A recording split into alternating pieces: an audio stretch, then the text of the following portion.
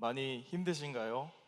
사실 예배는 힘든 거고 또 사역이고 힘이 드는 것도 어쩌면 당연한지도 모르겠습니다. 우리가 항상 너무 짧게 찬양하고 예배 시간도 계속 단축하다 보니까 그런 것들이 너무 익숙해지지 않았나 이런 생각도 좀 해봅니다. 그래도 힘이 나시죠? 네. 저는 얼마 전에 이 다음 세대 기도 제목이라는 걸 받았습니다. 여러분 지금 이제 자리에 앉아 계신데 거기 앞에 보시면은 이 기도 제목들이 붙어 있지 않습니까? 그래서 유치부, 또 초등부, 또 중고등부, 그리고 청년부 이 모든 교육부서에서 간절히 적은 기도 제목들을 제가 이렇게 열심히 모아가지고 손으로 적었으니까 하나하나 타이핑 쳐가지고 이렇게 만들어서 제작해서 붙여놨습니다. 그래서 지금 우리 교회 다음 세대가 어떤 기도 제목을 가지고 어떤 생각을 하고 있는가 좀 알게 된 것 같아요. 거의 100장 가까이 이렇게 하면서 이 친구는 이런 기도 제목을 가지고 있구나, 이런 것들이 좀 정리가 된 거죠. 그 기도 제목 중에 제가 기억에 남는 것들이 이런 기도 제목이 있었습니다. 가족 건강하게 해주세요, 가장 많았고요. 그리고 자전거 갖게 해주세요가 생각보다 많이 있었습니다. 그래서 여러분들 지금 자리에 보다 보면은 자전거 사게 해주세요가 좀 있을 거예요. 그리고 키가 180 넘게 해주세요, 이런 것도 있었고, 제가 실명은 거론하지 않겠지만 동생이 내 말 잘 듣게 해주세요, 이런 것도 있었고요. 그리고 아이폰 갖게 해주세요, 또 이런 것도 있었어요. 주영쌤, 저기 계시죠? 주영쌤 사업 번창하게 해주세요, 이런 것도 있었습니다. 네, 재하윤 어린이가 그런 것도 써줬었고요. 용돈 2배로 올려주세요. 그리고 친구 집에 파자마 파티하게 해주세요. 이거는 이루어졌나 모르겠습니다. 네, 이런 기도 제목들을 보고 타이핑해서 쳐서 넣습니다. 저는 이 다음 세대들, 이 어린아이들의 기도 제목들이 참 엉뚱하기도 하고 한편으로는 귀엽다라고 생각하면서 기도 제목들을 계속 타이핑해 넣는데요. 그러던 중에 갑자기 저를 멈춰 세우는 기도 제목들이 보이기 시작했습니다. 그 기도 제목은 이렇습니다. 우리 아빠 올해는 예수님 만나게 해주세요. 우리 가족이 예수님 만나게 해주세요. 하나님 만나게 해주세요. 제가 예수님을 인격적으로 만나게 해주세요. 멈칫했습니다. 키 188개였어요. 그래서 용돈 2배로 올려주세요. 갑자기 하나님 만나게 해주세요. 딱 하는 갑자기 멈칫하게 됐습니다. 생각보다 많은 다음 세대 자녀들이 아직 예수님을 인격적으로 만나지 못했다고 생각하고, 하나님 나를 인격적으로 만나주세요 라고 기도하고 있었습니다. 또 교회에 나오지 못하는 이 가족들, 엄마, 아빠, 동생, 형, 누나, 그런 사람들이 예수님을 만날 수 있게 해달라고 간절히 기도하고 있구나 라는 생각을 하게 된 것이죠.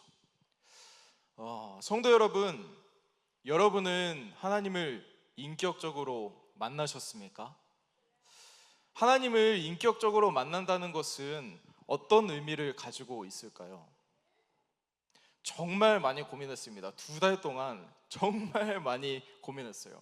목사님들도 다 다른 생각을 가지고 계시고 그것들이 정리되는데 정말 오랜 시간이 걸렸는데, 제가 생각하고 또 이해되는 것은 이 하나님을 인격적으로 만난다는 것은 하나님의 존재를 믿고 그리고 하나님을 하나의 인격으로 받아들이는 것이다 라는 정리가 되었습니다. 좀 더 쉽게 풀어서 얘기하자면 하나님이 실제로 존재하셔서 나와 소통하시고 나와 관계를 맺을 수 있는 분이 되신다, 이것을 받아들이는 것이 하나님을 인격적으로 만나는 것이다, 이렇게 정리가 되었습니다.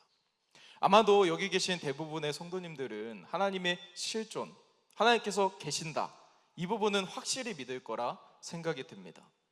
그렇다면 그 실존하시는 하나님과 우리는 어떤 관계가 되고 있는지를 우리가 한번 생각해 보기 원합니다. 하나님께서는 성경의 수많은 곳에서 우리 인간들과 인격적인 관계를 맺으시는 걸 볼 수 있습니다. 우리를 인격적으로 대해 주셨어요. 예를 들어서 출애굽기 33장 1절 11절 말씀해 보면 이렇게 말씀하고 있습니다. 한번 읽겠습니다. 시작.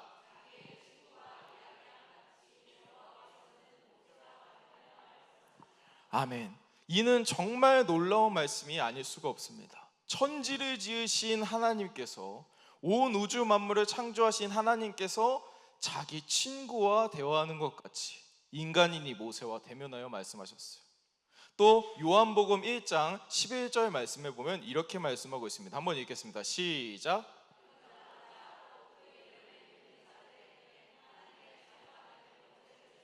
아멘. 하나님께서는 하나님을 영접하고 그 이름을 믿는 자에게는 하나님의 자녀가 되는 권세를 주셨다고 말씀하고 있습니다. 죄인인 우리가 하나님의 자녀가 되는, 하나님은 나의 아버지, 나는 하나님의 자녀가 되는 이 놀라운 은혜를 베풀어 주셨다는 것입니다. 또 마지막으로 요한복음 15장 15절 말씀에 보면 이렇게 말씀하고 있습니다. 함께 읽겠습니다. 시작.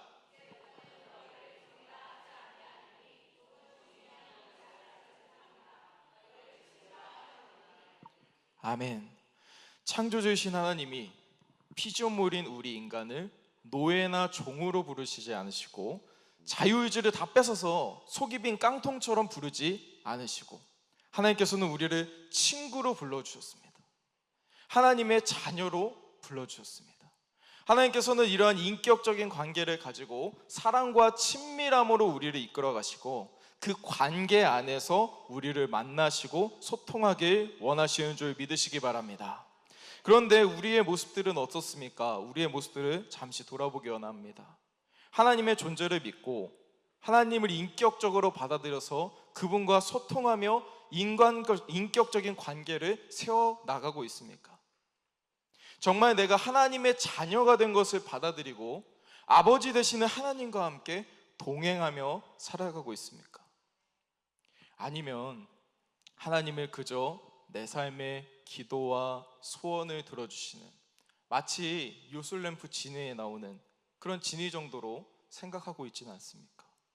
평소에는 외면하고 관심도 보이질 않다가 인격적인 관계를 전혀 맺지 않다가 세상 일로 힘들고 지쳐 넘어지고 그럴 때만 돌아와서 도와달라고 하고 도움을 요청하는 그런 해결사 정도로 이 하나님을 생각하고 있지는 않습니까?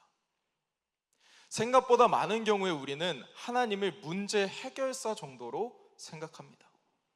삶 속에서 하나님을 잊어버리고 하나님과의 어떤 관계도 갖지 않다가 건강의 문제, 물질의 문제, 자녀의 문제, 직장의 문제, 인간관계의 문제, 이런 문제들이 발생을 했을 때 그제서야 하나님께 나와 내 문제 좀 해결해 주세요, 아버지, 이런 식으로 요구하는 것입니다. 이런 모습은 절대 하나님을 인격적으로 대하는 것이 아닙니다.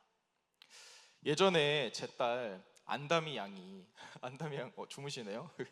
자고 있어요. 피곤한 거. 안담이 양이 한동안 이런 질문을 반복해서 했던 적이 있습니다. 아빠, 나 좋아? 라고 계속 물어본 적이 있어요. 그럼 제가 어떻게 대답했을까요? 아, 당연히 좋지, 이렇게 대답을 했어요. 제 대답을 들은 다미가 저에게 뭐라고 했을까요? 왜 좋아? 이렇게 물어봤습니다. 그러면 저는 열심히 다미가 좋은 이유를 막 생각해내서, 장점을 막 생각해내서 대답을 해줍니다. 점심 이렇게 자세하게 얘기를 해줘야 돼요. 점심 잘 먹어서 좋았고, 솜사탕 사줬는데 고맙다고 얘기해서 좋았고, 길을 건널 때 손을 들고 건너서 좋았고, 아빠를 꼭 안아줘서 좋았고, 또 안마해줘서 너무 좋았어, 이런 식으로 열심히 막 얘기를 해줍니다. 그럼 다미는 듣다가 그런가 보다 이러고 가요. 그럼 저도 그 이후에 다미한테 쫓아가서 이렇게 질문을 합니다. 다미야, 다미는 아빠 좋아? 되묻는 거죠. 그럼 다미는 고개를 끄덕끄덕거립니다. 대답을 잘 안 해요. 끄덕거려요. 그럼 저는 뭐라고 또 물을까요? 왜 좋아? 이렇게 물어봅니다. 그럼 다미가 뭐라고 대답할까요? 몰라. 자고 있어서 다행이에요. 아까 허락 받았습니다. 자기에게 해도 되냐고 그랬더니 해도 된대요. 몰라라고 대답합니다. 저는 그래서 아빠가 좋은 이유에 대해서 얘기 좀 해봐, 뭔가 이렇게 듣고 싶잖아요. 네, 몰라. 그리고 가버립니다.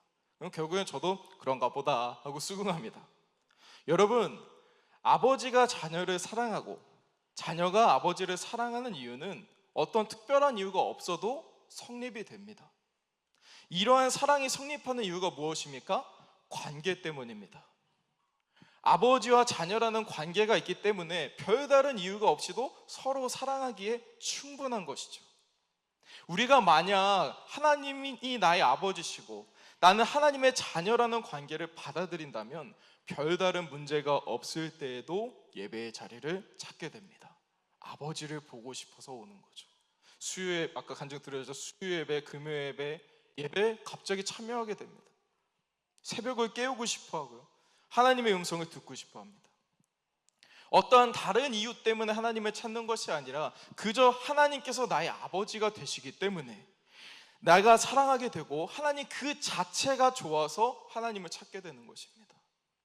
혹시 나에게 감당하기 어려운 시련과 고난이 닥쳐오더라도 하나님과 인격적인 관계가 바로 서 있다면, 아버지시고 내가 자녀다, 이게 바로 서 있다면 하나님을 사랑하는데 변함이 없습니다. 성경은 로마서 8장 39절 말씀에서 이렇게 말씀하고 있습니다. 한 목소리 읽어볼까요? 시작.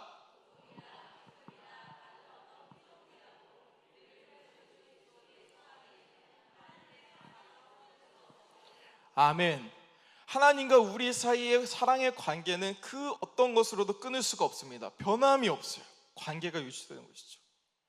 우리에게 하나님을 믿는 믿음이 있기 원합니다. 할렐루야. 그리고 내 삶에 실존하시는 하나님, 실제 존재하시는 하나님, 그 하나님 아버지와의 친밀한 관계, 사랑의 관계, 신뢰의 관계가 굳건히 세워지기 원합니다.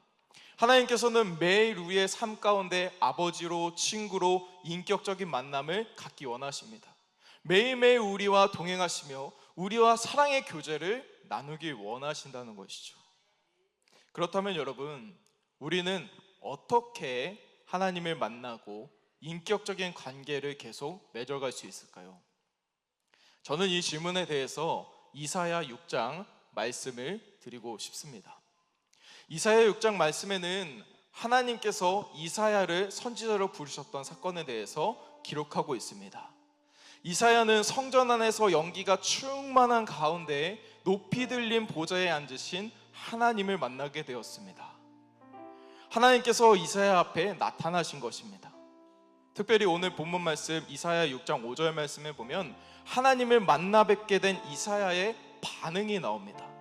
우리 함께 이사야서 6장 5절 말씀 함께 읽겠습니다. 시작.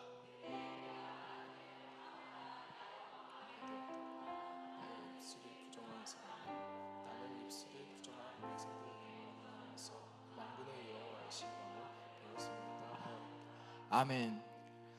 이사야는 하나님을 직접 만난 그 현장에서 화로다, 나여 망하게 되었도다 라고 고백했습니다. 이사야가 이렇게 고백한 이유는 자신의 부정함 때문이었습니다. 부정하고 죄투성이인 뿐인 내가 거룩하신 하나님을 직접 만나 뵙기 때문에, 만왕의 왕이신 여호와 하나님께서 나를 찾아오셨기 때문에 이제 나는 죽게 되겠구나, 나는 멸망할 수밖에 없구나 라고 생각을 한 것입니다.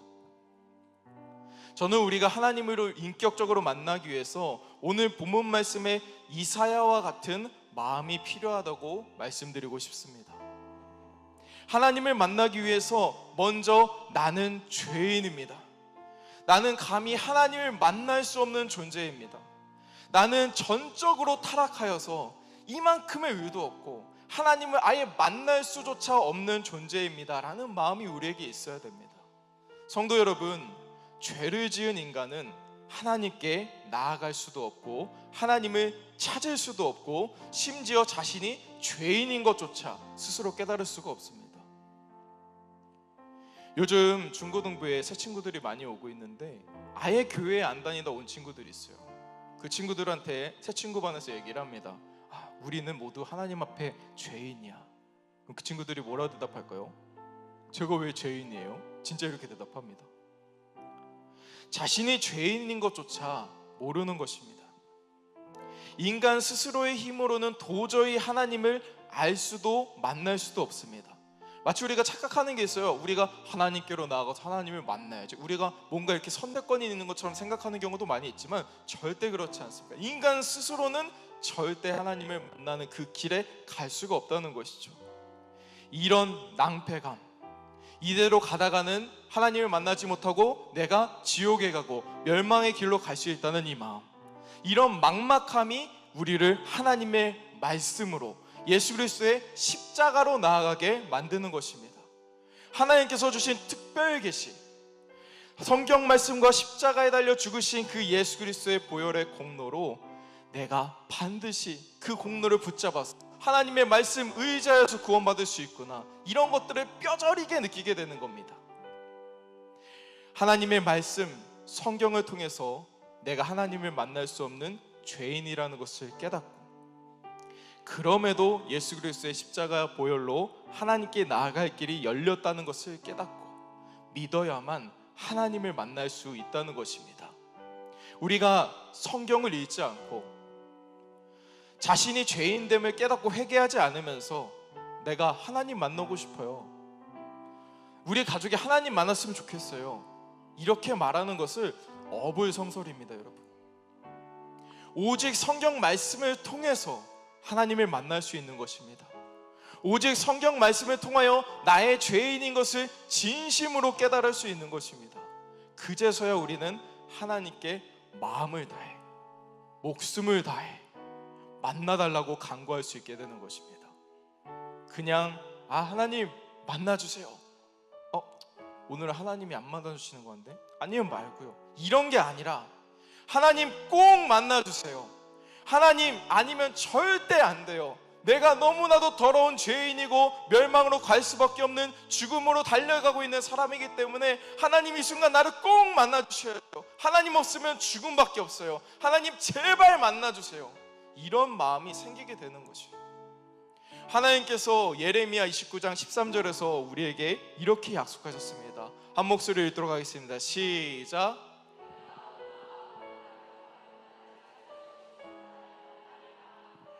아멘. 여러분, 오늘 이 시간 목숨을 다해, 온 마음을 다해 하나님께 간구함으로 하나님을 만나기를 원합니다 라고 고백하기 원합니다. 하나님을 인격적으로 만나 누구의 하나님이 아니라 엄마가 믿는 하나님, 또 목사님이 얘기해주는 하나님이 아니라 나의 하나님, 나의 주인 되시는 하나님, 나의 아버지의 하나님, 이런 관계로 우리가 세워져 나가기 원합니다. 그래서 여러분, 말씀, 기도, 찬양, 예배, 또 교회 공동체가 주님을 만나는 길로 가는 지름길입니다. 교회를 떠나거나 말씀을 듣지 않거나 말씀을 묵상하지 않고 기도하지 않으면서 하나님을 절대 만날 수 없습니다. 여러분, 어떤 경험이나 어떤 신비한 능력, 그런 것들만 쫓지 마십시오. 성경 말씀 안에 하나님이 계십니다.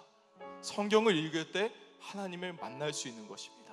그 가운데 간절함, 내가 죄인이구나, 화로다, 망하게 되었구나, 이 마음이 들 때 우리가 정말로 간절한 마음으로 하나님께 간구하고 하나님께서 우리를 만나 주실 것이다 라고 약속하고 계신 것입니다. 이 시간 오늘 말씀 생각하시면서, 하나님, 제가 아직 하나님 만났다는 확신이 없습니다. 하나님 만났다고 생각하고 있었는데 하나님 말씀대로 살질 않았고, 하나님 만났다고 생각하고 있었는데 하나님 말씀 묵상하지 않았었고, 예배 자리를 멀리하고 하나님을 떠나 살았던 것 같아요. 하지만 하나님, 간구하오니 제발 이 자리에서 하나님 나를 만나주시고 내 삶이 변화되며 내가 하나님을 인격적으로 만나는 기적을 경험할 수 있게 해달라고 이 시간 우리 기도하며 나아가도록 하겠습니다.